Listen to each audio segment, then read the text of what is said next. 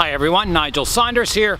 It's a beautiful day today, and we're going to start today's video by looking at two oak trees.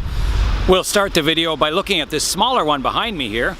This tree is at a busy intersection, so I hope you can hear my voice over the traffic. So here's the root base of this tree. Let's go around and count the surface roots. So we'll start here. 1, 2, 3, 4, 5, 6, 7, maybe 8, 9, 10, 11, 12, 13. So it looks like about 13 major surface roots. And it's an oak tree. I'm not sure what kind again, but we'll find out later on. It's got a really interesting bark texture. Nice fine plates. If we look up at the tree, it's got a fantastic structure up there. Some major upright trunks or branches. Yeah, a really nice kind of broom style tree. I'll show you the tree from the distance. So here's a view of the tree from the distance. You can see the nice upright broom style structure. The major upright trunks are quite thick. Here's a view of the tree. You can see its silhouette against the sun. Yeah, very, very nice structure to it. I'll pan up the tree now and you can see the kind of the structure of it.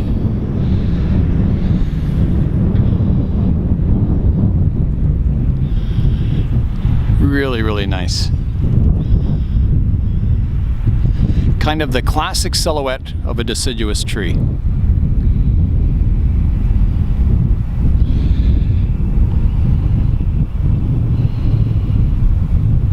Here's a shot of the first branch right here. So it goes up quite vertical. There's another thick branch coming off of it. So it divides from one major branch into two.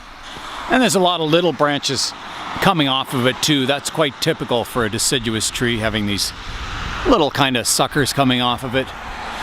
So the main trunk goes up and it divides into 1, 2, 3 trunks up there, which kind of breaks the rules of bonsai, but doesn't break the rules of nature for sure.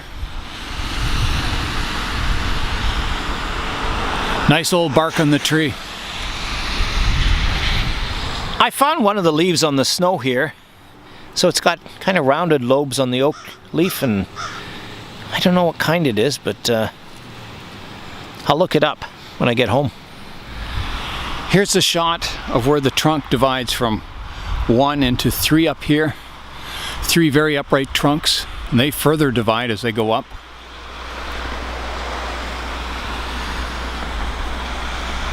An interesting thing I've noticed about oak trees is that the roots don't go along the surface of the soil.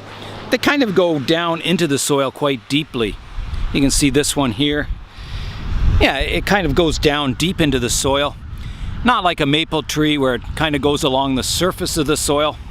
So they must have a very deep root system on these oaks. So that's a look at the smaller oak. We'll head over to the other one now. It has an even better root system, and we'll have a look at that. Here I am at the base of the second oak tree we're looking at today, and I think it's a white oak. So again, we'll start at the root base here and we'll count the surface roots. This is probably one of the nicest root bases of any tree I've seen in our city. So there's 1, 2, 3, 4, 5, 6, 7, 8, 9, 10, 11, 12, 13, 14, 15, 16, 17, 18, 19, 20, 21, 22. So, you know, around about 22 surface roots. This root base is just massive. So you're probably wondering what the top of the tree looks like. Let's pan up now and we'll have a look. So it's a tall tree. It's had a few chops in its day, but there it is. It's very tall. It doesn't have the most spreading crown in the world. I think it's been pruned several times. You can see down here There's a major pruning mark. There's another one up higher. So I think to keep the tree, it's near the road here and it's near someone's property. I think it's been pruned several times in its life to keep it tall and, you know, less spreading. But the root base is the beauty of this tree. Look at that.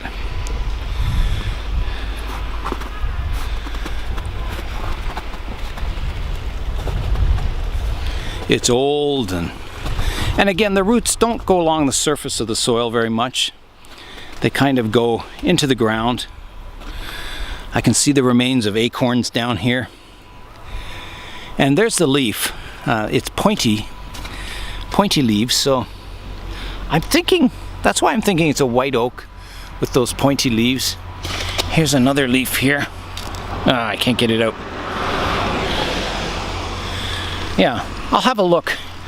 Maybe some of these we can look at here. There's a good one. I'll put that against the snow here. So that's kind of what the leaf looks like. I'll look that up when I get home. Yeah, so just a fantastic root base on this tree.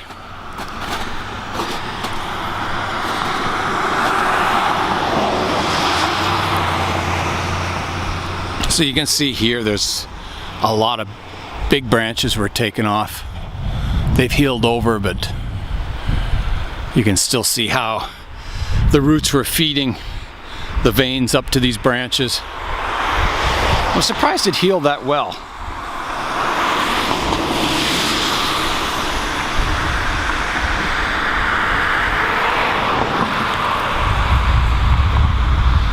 Yeah, just an amazing tree. You can see some of these surface roots. It's a major root that comes down and then it divides into maybe 1, 2, 3, 4, maybe 5 different roots coming from it, dividing very early. And there's one root that kind of snakes off in a different direction here. Yeah, just a beautiful root base on an oak tree.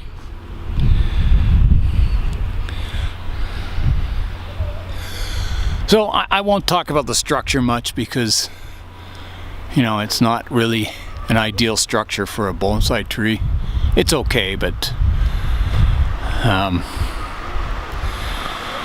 it does sort of have a single leader going up there, and then a lot of sort of, they're not horizontal branches, but you know, they go uphill coming off of it, but there is like the single leader pretty well right to the top of the tree. Maybe it divides in a few up top there, but yeah, a pretty straight tree. Here's a view of that oak from the distance. You can see the branch structure, how they angle upwards, and it does have a bit of a crown on top. It's a beautiful warm day today. We've gone from minus 22 degrees to plus 9 degrees. So it feels like summer out here. I'm going to head home now and begin today's work here in the bonsai zone.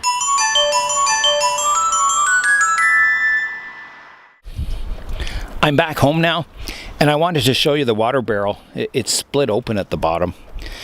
Normally, I leave the barrel tipped over or upside down for the winter, but I was trying to collect some water to fill the barrel in my plant room. It was getting low, and I did fill it up, and then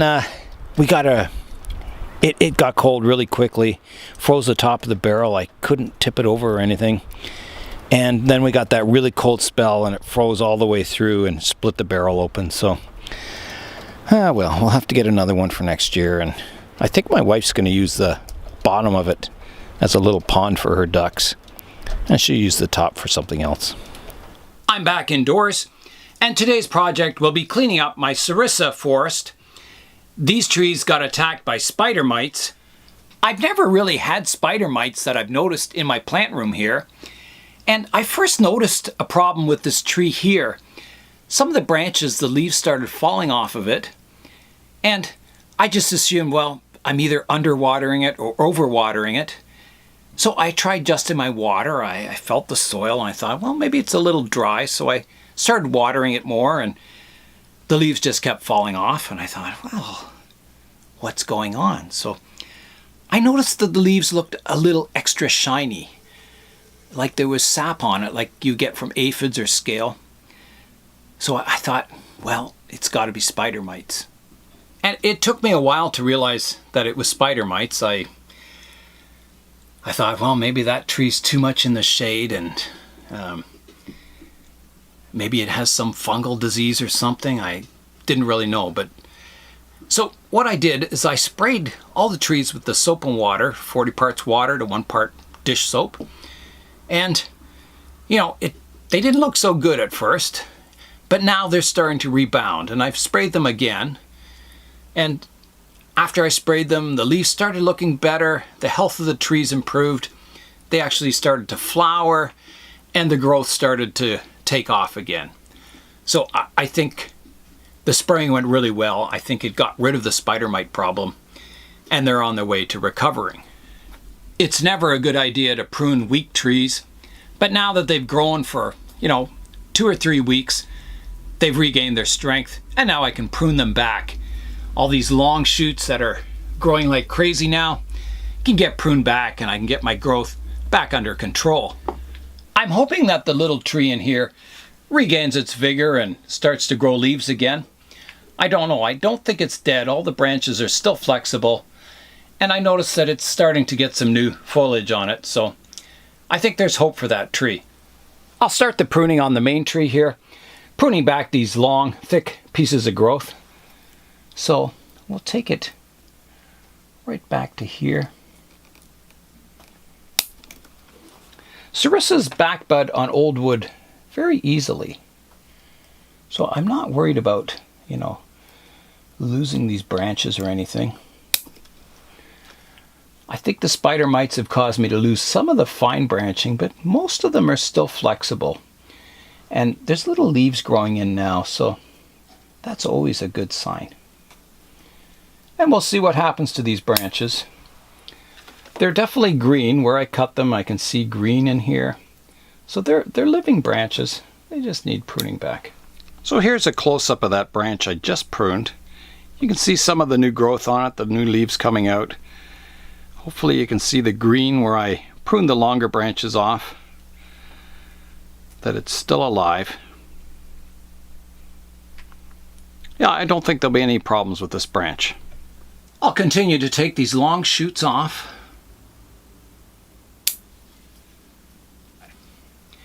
I may have to come in and adjust some of these branches.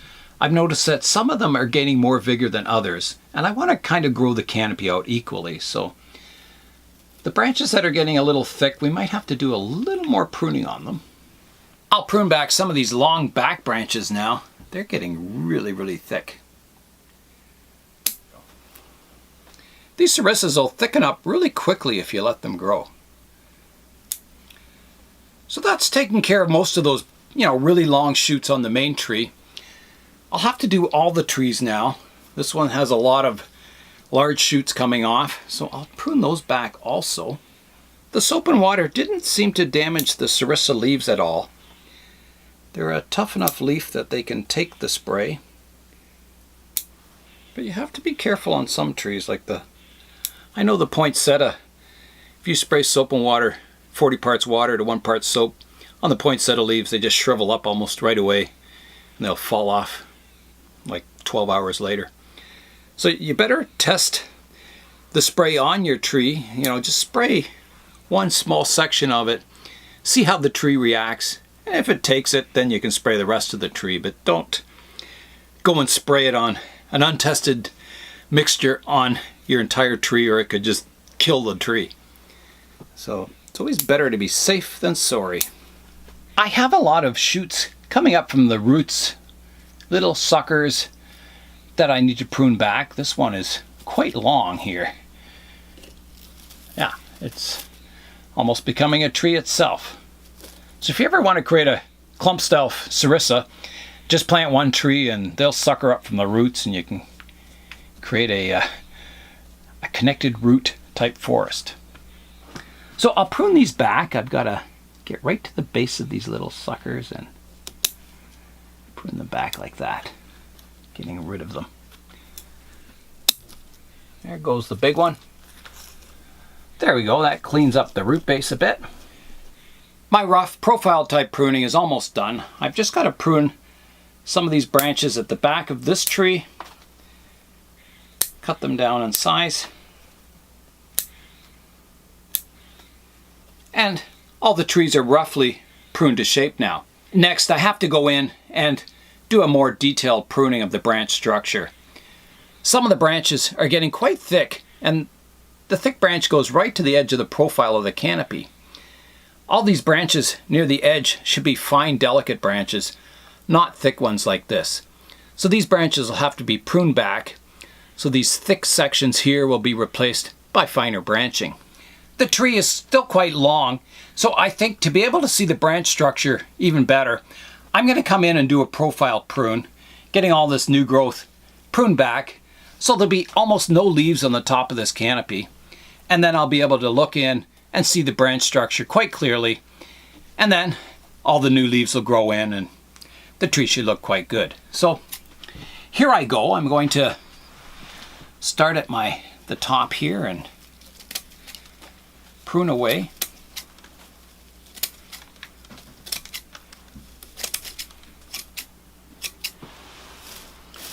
That's starting to look much better. I can make a few more adjustments just to get my shape just right. A little bit off here. Yeah, a little bit more off this side.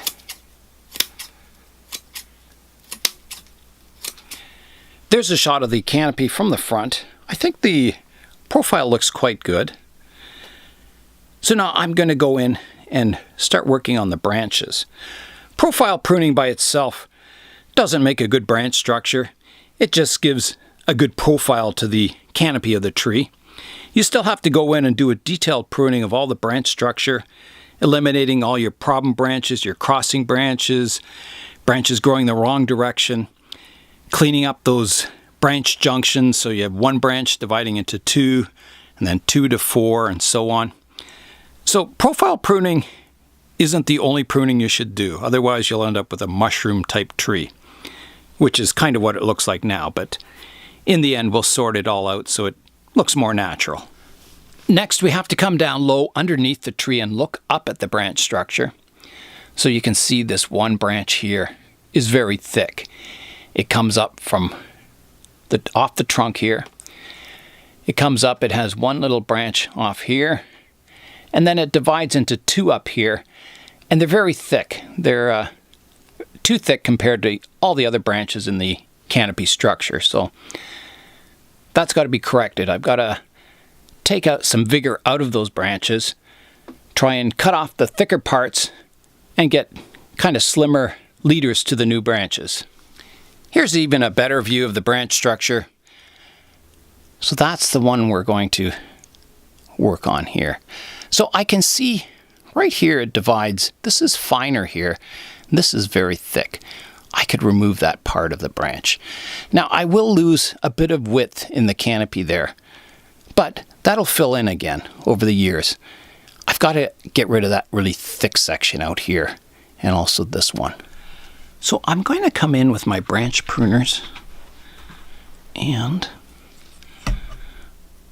find a nice point to prune them off. I think right here. I'm thinking right about here, I think. I'll try that. Here I go. There we go.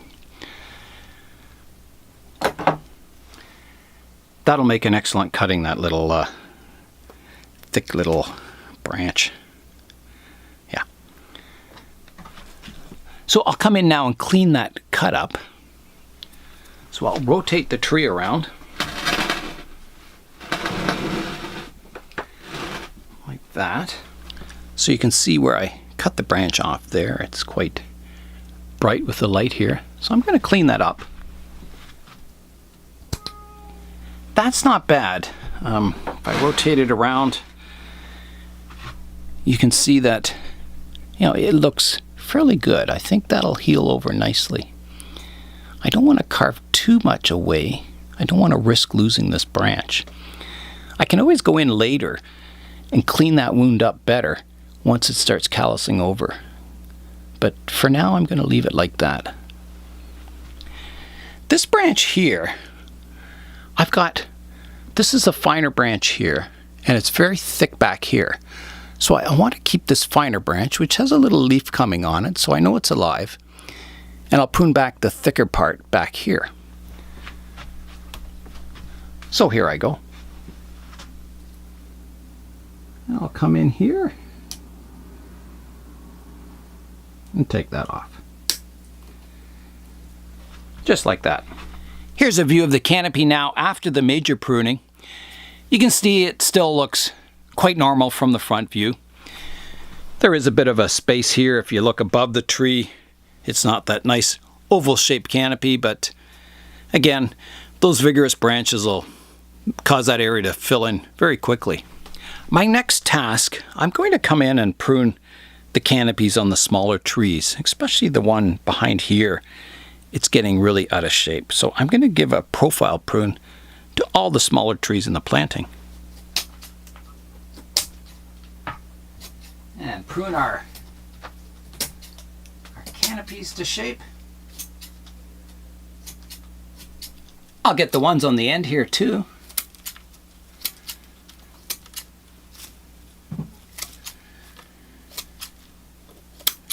Getting that acacia style to the forest. I put those two thick branch cuttings into a pot here, just sticking them in bonsai soil, and I'll give them a water. And we'll keep them well watered, and hopefully they'll root. My next task will be to clean up the forest. All the leaves that have fallen down from the spider mites, all the leaves that I've pruned. So I'll just give it a general cleanup, and then we'll come back and tackle the branch structure again. I'll just come in with the tweezers and pick away all the leaves and debris. Gives you a good chance to examine the landscape, give you ideas and maybe some plans for improvements. I'm still not 100% happy with this landscape, the general arrangement of it all. So I will be repotting everything eventually. I think I can probably get a better pot for it, one that suits it more. Maybe a rectangular pot. We'll see what I can find. There'll definitely be some changes coming to this forest in the future though. I think my little Land Rover is buried in leaves here. Looks like it's been neglected.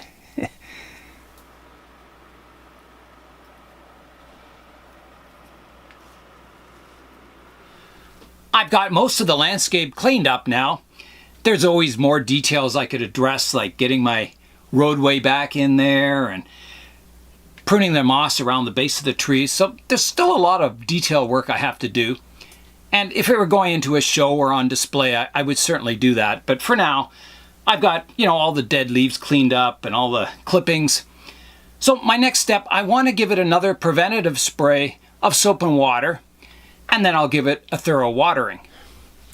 I've got my Sunlight dish soap and my 40 parts water in here.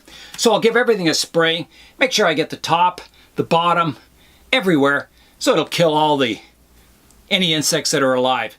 You need to leave the spray on for a couple of minutes, especially with the aphids, they die very quickly. So this is about my 4th spray application on this tree. And I haven't never noticed any problems with it, so here I go. I'll put it on a fairly fine mist. Here we go. Getting up underneath all the trees, the top,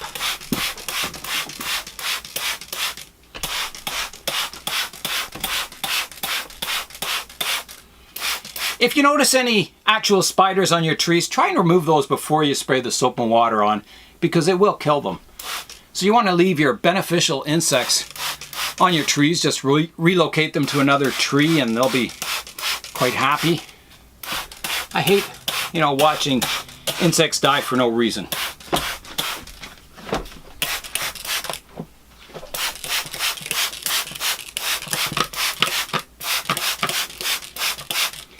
I give the surface of the soil a light spray too, in case there's any, spider mites in the soil or on the moss. And that should do it. That's a good thorough spraying. Now I'll give it a few minutes to sit, and then we'll give it a thorough watering to wash all the soap and water out of the planting. My forest has sat for a few minutes, so now I'm going to come in with the watering can and give it a good rinsing.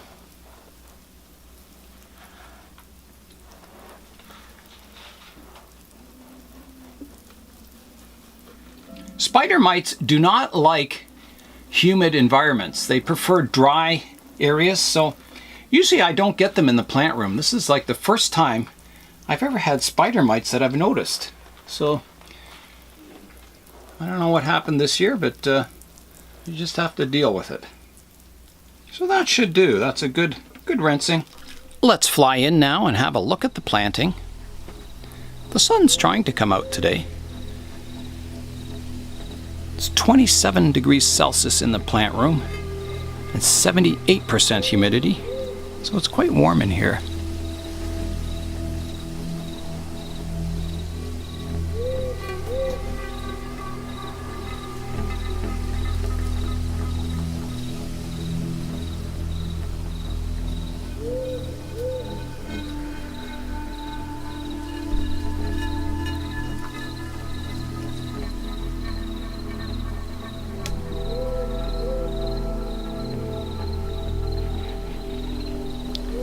So I'm hoping the leaves come in on here fairly soon. And this section also on the canopy, if you come up here, you can see it from above. So a bit of a bare spot there, but that'll fill in again. That's a vigorous branch.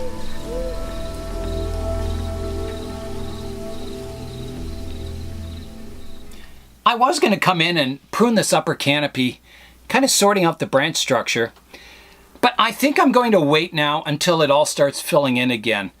I don't want to do too much to the tree until I know it's 100% fully recovered from the spider mites.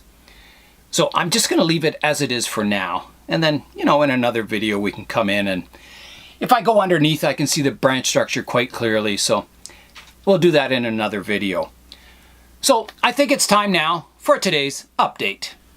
Today's update is my hibiscus bonsai, and it's just coming into bloom. It's got one flower out here. That came out yesterday. And there's 4 flower buds that look like they're about ready to come out. I've never had more than one flower at once come out on this tree. So it'd be very exciting if I get like 3 flowers at once. So I'll keep my eyes out in the next few days, and if I see it, flowering more than one flower, I'll take some pictures and I'll post it on my Google Plus page so you guys can see what it looks like. It's time now for viewers' picks. Today's pictures are Cambodia temple ruins, and they come from Ryan in Toronto. Thanks, Ryan.